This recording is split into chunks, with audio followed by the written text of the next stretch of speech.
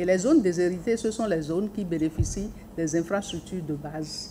Moi, je me souviens une fois à Nodi, dans l'Atakora là-bas, j'étais allée travailler et puis, bon, c'est vrai, je ne comprenais pas la langue. J'étais avec les Allemands d'ailleurs. J'étais avec un groupe allemand de la GTZ à l'époque.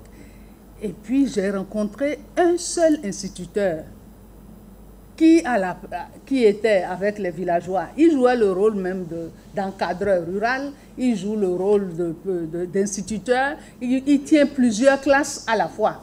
Je ne sais pas, ça n'a pas beaucoup évolué.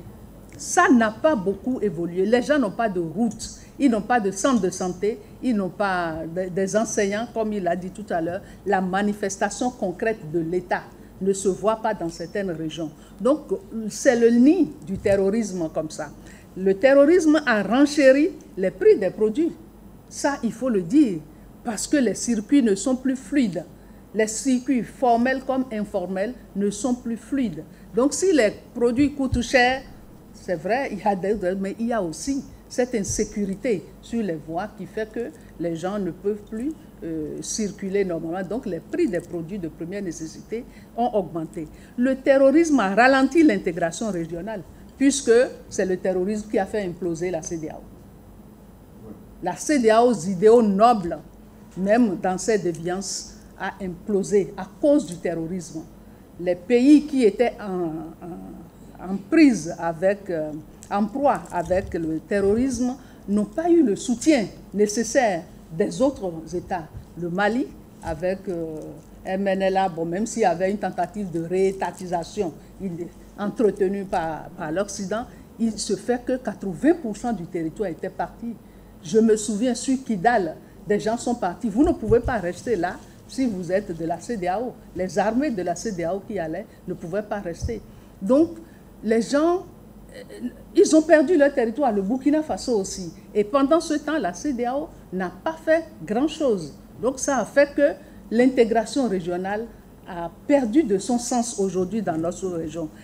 L'installation de la stigmatisation des ethnies. Aujourd'hui, on a tendance à dire que les terroristes sont surtout des gens de telle ethnie, telle ethnie. Vous l'avez souligné à l'entame. C'est grave. C'est grave, c'est des systèmes d'exclusion qui sont préjudiciables au vivre ensemble. Et puis, bon, la sécurité est ralentie. Il n'y a plus, dans ces zones-là, il n'y a plus de sécurité. Des villages entiers sont désertés. On ne ferme pas les yeux, on met en place une dynamique... La stigmatisation. Oui, non, justement, la stigmatisation a fait qu'ils ont encore augmenté de nombre. Mais dès qu'on va mettre en place une dynamique de dialogue et d'écoute et de présence de l'État dans les régions, vous verrez, ça va reculer. Parce que les hommes, ils sont quand même sensibles à quelque chose. Hein. Il faut la considération que vous leur apportez. Au lieu de rester dans un coin, développer la stratégie militaire et traiter les autres de terroristes, c'est parce qu'ils ne sont pas écoutés aussi, qu'ils prennent les armes et sont manipulés par les gens qui veulent bien les manipuler pour déstabiliser nos États.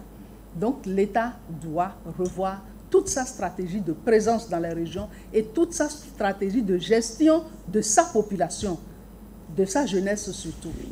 Vous permettez que je dise 2 mots sur l'État. Moi, j'ai parlé de 4 types d'inclusion lorsqu'il s'agit de gérer cette défaillance de l'État dans le phénomène du terrorisme. J'ai parlé de 4 types d'inclusion. La première inclusion, c'est celle que j'ai appelée l'inclusion sociopolitique. Il faut une présence effective de l'État, une justice dans la gestion des hommes et des espaces.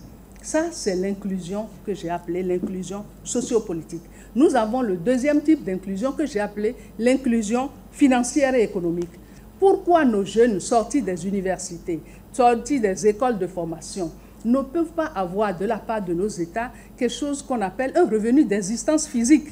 Parce que les gens n'ayant rien à la sortie, dans les autres pays, ça existe quelque chose qui vous permet de vous entretenir en attendant d'avoir un emploi.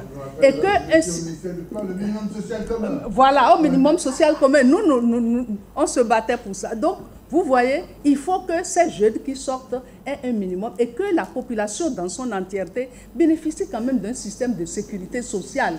Si vous ne faites pas ça, ils sont des proies faciles. Troisième type d'inclusion, c'est ce que j'ai appelé l'inclusion culturelle. Nous devons travailler à ce que les gens se sentent appartenir à la même terre. Il dit après quand il n'y a plus d'État, c'est grave.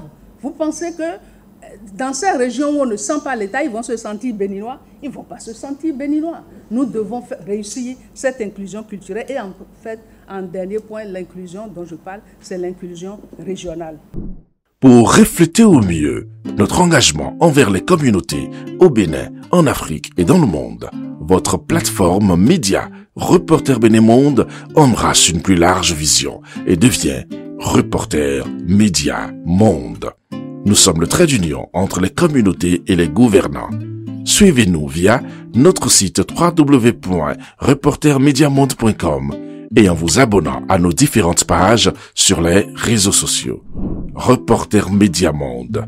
Nous faisons de votre information l'actualité du moment.